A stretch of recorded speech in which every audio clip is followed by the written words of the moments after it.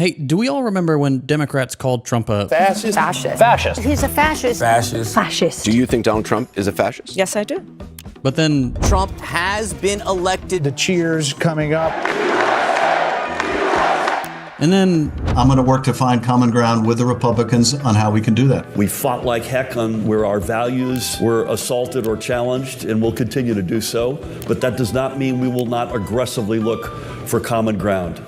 after yet another most important election of your life, Democrats have neatly tucked away the F word and are, once again, excitedly collaborating with the Trump admin. If this was your first election, I'll tell you right now, this isn't new. It's not the first time we've seen Democrats call out Trump's fascist tendencies for election brownie points before quietly backing his anti-immigrant, pro-business policies once the show's over. And there are 1,000 different explanations for this trend. We could try to understand it by looking at exit polls in specific districts, campaign donations in key races, or by focusing on whatever Fetterman is doing. But I think the best way to understand this comfortable alliance between liberals and the far right actually comes from looking a little farther back at the last 100 years. The last century is full of moments where liberals fall in line behind right-wing dictators. The US pushed fascists into power in dozens of coups. The German center, national, and Christian right parties all folded for the Nazi Party, and so too did the Chilean Christian Democrats line up behind Pinochet. If we want to actually understand this link, though, we'll need to go even further back. Moments like these all came in the last few minutes before far-right leaders took over, and focusing on them makes it seem like liberals are only ever forced into supporting fascism when they have no other choice. And that's just really not true. Liberals kinda love fascism. Not all of it, not always, but they do like what it can do for them. And to really see that, we should start with Brussels in 1920.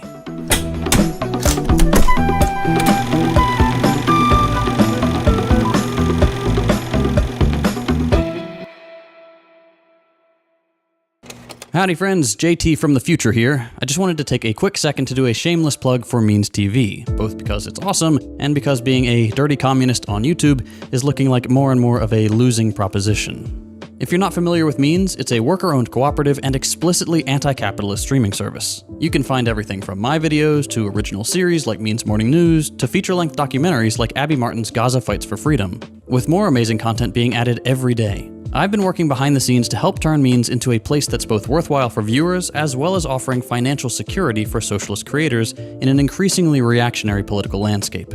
Every creator on the platform has a unique link that when anyone signs up using that link, that creator directly benefits from the subscription. I have mine in the description below, but if you really appreciate another creator's work, make sure to use their link instead. All of us at Means are trying really hard to build an alternative media ecosystem that is ideologically dedicated to sharing left-wing perspectives. With Means TV, we're able to say things the way they are. No pulling punches, no beating around the bush to trick the all-seeing eye of the algorithm. Means gives us the freedom to make the content we really want to make and say the things we really want to say. There's even a community forum where creators can engage with each other and fans right on the platform. As a little thank you for watching our channel, if you sign up with our link, or another creator's if you prefer, you can get your first month 20% off. Or for an even better deal, you can opt for the annual plan and get the whole year 20% off. A full year of Means TV will run you less than $90, which is like the cost of a single DoorDash meal these days. Every person who signs up using a creator's link is directly contributing to the financial stability of that channel and the entire cooperative media project. None of this would be possible without the generosity of viewers like you. Means TV is entirely grassroots funded, and it always will be. So if you'd like to help support our work, consider signing up for Means TV using the link below. It really does help the team here at Second Thought and dozens of principled socialist creators across the platform. Thanks for your support. All right, back to the video. World War I completely transformed European politics for a million different reasons. For starters, because of the war effort, most European countries sort of gave up on free market capitalism. They realized their survival couldn't depend on business owners and their profit-first priorities, so governments took over, organizing production, foreign trade, resource allocation, labor markets, bringing tons of private companies into the public's hands, and guaranteeing a new baseline social welfare while also dropping the gold standard to free up government budgets from artificial restraints. they needed to get things done. Surviving the war meant dramatic changes, and those changes actually had some pretty interesting consequences. Not only did they fundamentally undermine the widespread idea that free market capitalism was this all-capable, perfectly functioning system that's in tune with the very essence of human nature, because if it was, why bother with all this stuff? But also, by getting the state explicitly involved and making it super obvious just how much of the economy is just random autocrats calling the shots, governments completely destroyed any idea that capitalism and its hierarchies had anything natural or democratic about them. Instead of the market, you now had a very clear idea of specifically which people were deciding what happened to you. And rather than being forced to do stuff with the threat of unemployment, and whatever percent the government thought was acceptable, workers were suddenly being disciplined by the state directly if they didn't comply with the war effort. Meaning once it was clear to most people that you didn't need the profit motive to get things done, and that governments could run economies to send thousands to die, workers organized so that they could use these same powers to instead make their lives better. And wow, did they organize. In Italy and Britain, for example, worker strikes reached unprecedented scale. 35 million workdays were spent striking in Britain in 1919, and 2.5 million workdays were spent striking in Italy in April of that year alone.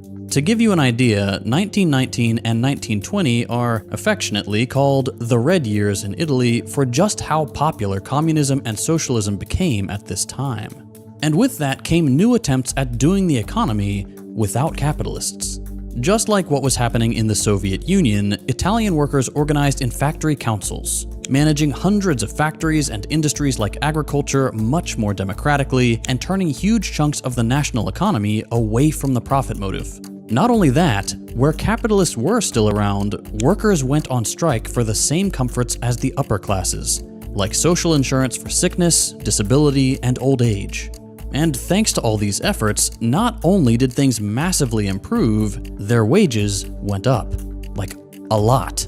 2 times in Britain and almost 5 times in Italy compared to what they were before the war. Now, not everybody was happy about this. Workers getting their fair share meant more and more of the wealth created at this time didn't go to business owners, like it usually did. And I don't have to tell you that that's a really good thing. Only a teeny tiny 1.7% of Italians were capitalists, but they were getting about 1/3 of the wealth produced in the early 1910s. Most of the population was working class, so the fact that capitalists ever kept more than 1.7% of the total pie was a highly unequal thing. But hey, whoa, look at this. Look what's happening there after 1922. That's interesting. After a few years of money being spread more equally thanks to workers striking and getting a say in things, that 1.7% in Italy is suddenly making a lot more of all the money. That's fascism. That right there, that's Mussolini. Wait, I forgot about Brussels. Shit.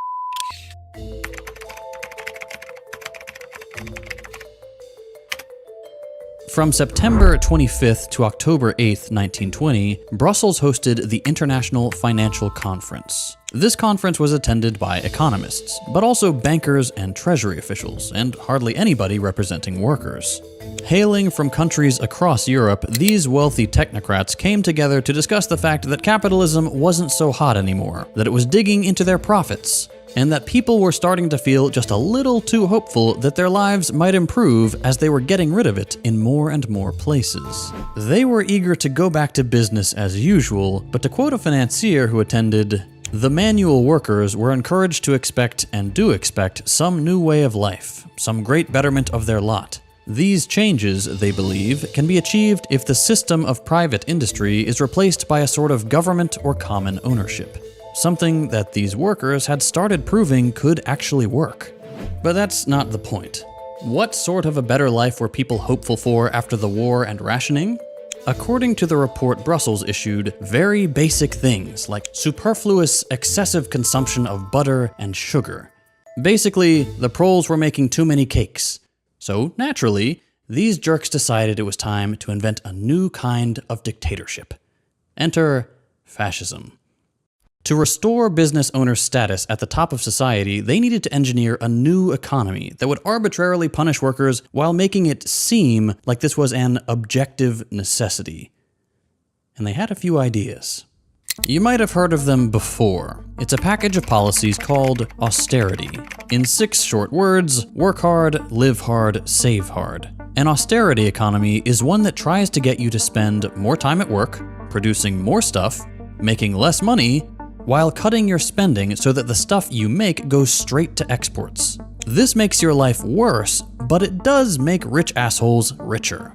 They're encouraged to save and reinvest their money. Meanwhile, you're chastised for not saving money you don't have because less is coming into your pockets. To achieve this, economists wanted to use 3 tools: fiscal, monetary, and industrial austerity measures. In their wildest dreams, governments would start by 1. Cutting social spending on health, education, and housing. 2. Increase taxes that mainly hurt workers, like VAT taxes on everyday goods, while at the same time lowering income and wealth taxes so that the rich pay less. 3. Increase the interest rate. This benefits capitalists with enough money to lend out, since now doing so is more profitable, and it makes borrowing money more expensive for those living paycheck to paycheck. It also usually makes unemployment go up, which goes very well with 4. Privatizing and selling off state assets at bargain bin prices, deregulating away workers' rights, and going on a union-busting spree. This was their dream, an opportunity to try out what they called pure economics.